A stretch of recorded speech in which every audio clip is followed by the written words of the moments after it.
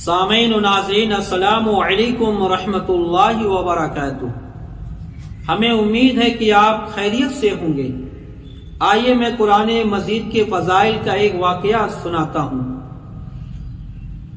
کہ بغداد شریف میں ابن سماک کی مسجد میں ایک سائل نے بطریق صدقہ کھڑے ہو کر مانگا،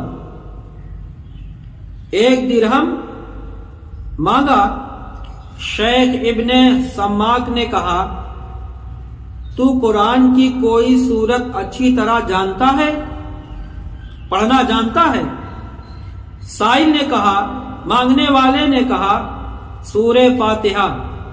ابن سماک نے کہا، پڑھ۔ سائل نے پڑھا۔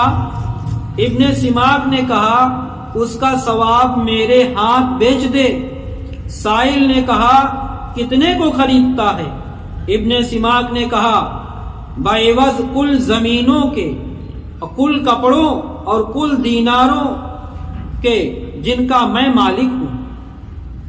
سائل نے کہا، میں تو فقیروں کی طرح 1 درہم مانگنے آیا تھا، کلام خدا بیچنے نہیں آیا تھا۔ اللہ اللہ، اس باتوں پر ذرا غور کریں کہ وہ سائل، وہ فقیر کیا بات کرتا ہے، اور سبق حاصل کریں ہم سبھی۔ سائل نے کہا، میں تو فقیروں کی طرح 1 درہم مانگنے آیا تھا، کلام خدا بیچنے نہیں آیا تھا۔ پھر وہ سائل قبرستان کو چلا گیا۔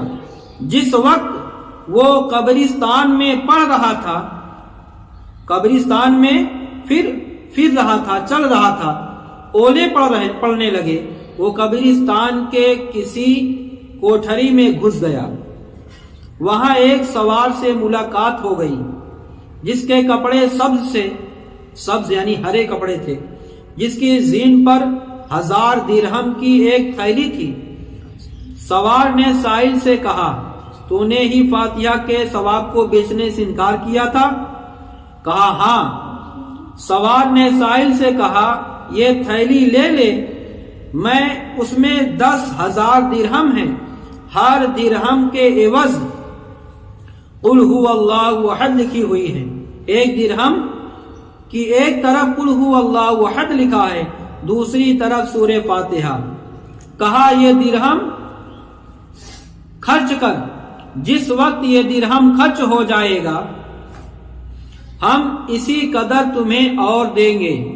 سائل نے کہا، تو کون ہے؟ سوار نے کہا، میں تیرا سچا یقین ہوں۔ سائل کہتا ہے، پھر وہ سوار میرے پاس سے چلا گیا۔ اللہ کا قول ہے، شاید تم سمجھو اور جانو کہ رسول اللہ صلی اللہ تعالی علیہ وسلم نے فرمایا، جس میں عقل نہیں اس میں دین نہیں۔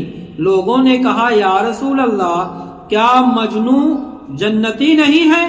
فرمایا، عقل سے جنون کی ضد مراد ہے، بلکہ ایمان کی ضد مراد ہے۔ ضحاک نے کہا، یعنی جو بے عمل ہے وہ بے دین ہے۔ بعض نے کہا، سمجھنے سے مراد ذکر کرنا ہے، اللہ کا ذکر کرنا ہے، شاید کہ تم یاد کرو۔ اہل عرب بولتے ہیں، میرے بیان کو تو نے یاد کر لیا۔ تو قلبی نے کہا، اس آیت سے ابن امین، عبداللہ بن سلام، ابو عتبہ یمانی مراد ہیں، کیونکہ انہوں نے جس وقت یہ قصہ سنا اسی وقت اسلام قبول کر لیا اور یہودیت چھوڑ دیا۔ اللہ تعالی ہم سبھی کو ان باتوں پر عمل کی توفیق عطا فرمائے۔